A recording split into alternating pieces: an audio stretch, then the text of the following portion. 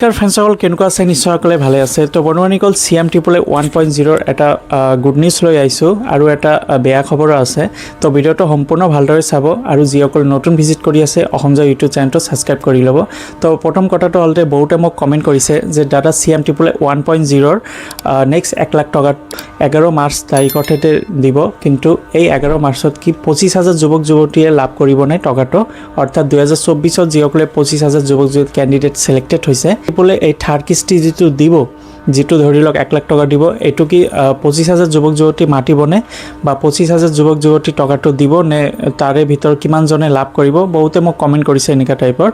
তো আপোনালোকক এই ভিডিওটোৰ জৰিয়তে সম্পূৰ্ণ তথ্য দিম তো ভিডিওটো সম্পূৰ্ণ ভালদৰে চাব আৰু যিসকল নতুন ভিজিট কৰিছে অসম জয় ইউটিউব চেনেলটো সাবস্ক্ৰাইব কৰি বেল আইকনটো প্ৰেছ কৰি দিব তো আপোনালোকে জানে যে অহা 11 মাৰ্চত CM100 1.0 1 লাখ টকা দিয়া হ'ব 1.0 অৰ্থাৎ 2024 ত যিসকলে অলৰেডি 1 লাখ টকা লাভ কৰিছে হিয়তক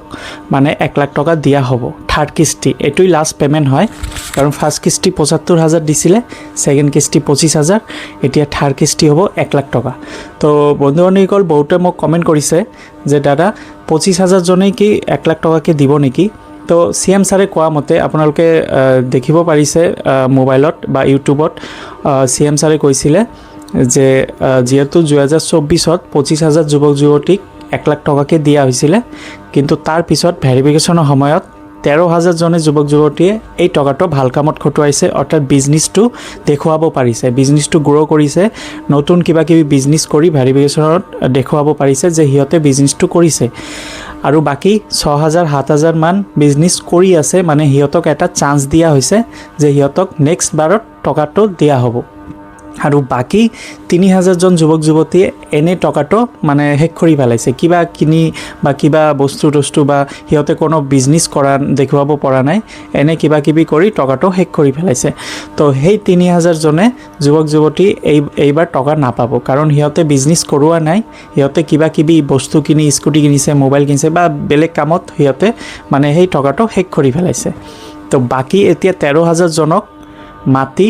এই 1 লাখ টকা তো দিয়া হ'ব তো এটো CM সাৰে কৈছিলে ইয়াৰ আগতে মই এটা ভিডিওত দেখাই দিছিলো আপোনালোকে CM সাৰে নিজে কৈছিলে তো এতিয়া কথা হল যে CM আৰু বাকি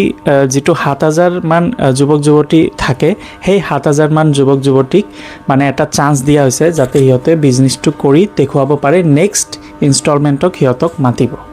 তো বনুৱানীসকল আপোনালোকে যদি CM100 1.0 হয় আপোনালোকক কল বা মেসেজ আহিছে নেকি কমেন্টত জনাব কাৰণ 11 মাৰ্চত যেহেতু টকাটো দিয়া হ'ব আপোনালোকে জানে যে 11 মাৰ্চত এতিয়া কত দিয়া হ'ব এটো কোনো ধৰণৰ এতিয়াও খবৰ অহা নাই কিন্তু আজি কালিৰ ভিতৰ আপোনালোকে খবৰ পাই যাব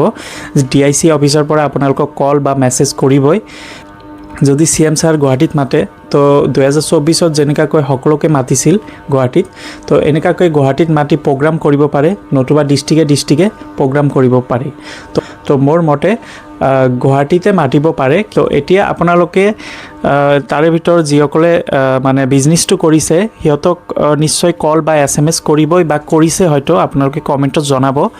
আৰু যিসকলে বিজনেছ কৰিব পৰা নাই বিজনেছ দেখুৱাব পৰা নাই হিয়তক তো মানে ভেৰিফিকেশন কৰিছে হয়তো হিয়তক এটা চান্স দিছে যে আপোনালোকে বিজনেছটো কৰি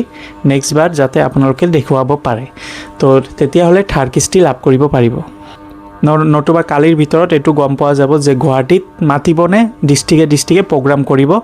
এই 11 মাৰ্চৰ দিনাহে আপোনালোকে টকাটো লাভ কৰিব পাৰিব ভেৰিফিকেশন আপোনালোকৰ নিশ্চয় হৈছে ভেৰিফিকেশন তো আপোনালোকক কোনে কোনে DIC অফিচৰ পৰা ফোন কৰিছে বা কৰিব আপোনালোকে কমেন্টত মোক জনাই দিব পাৰে যে আপোনালোকক কৰিছে নেকি আপোনালোকে কোন ডিস্ট্ৰিক্টৰ পৰা হয় যেহেতু 2024 ত 25000 জন যুৱক যুৱতী সিলেকশন হৈছিলে যি হল 8 তাৰিখ আৰু হাতত দুটা দিন আছে এই দুদিনৰ ভিতৰতে আপোনালোকে গম পাই যাব যে প্ৰগ্ৰামটো কত কৰিব CM সাৰে গুৱাহাটী কৰিব পাৰে নতুবা ডিস্ট্ৰিক্টে কৰিব পাৰে তো মোৰ মতে গুৱাহাটী হ'ব লাগে কিয়নো 13000 যুৱক যুৱতীক মাটি গুৱাহাটী একেদিনাই হেক কৰাৰ এটা প্ল্যানিং আছে তো এটো গম পোৱা যাব আজি কালিৰ ভিতৰতে এটো টেনচন কৰিবলগীয়া একো কথা নাই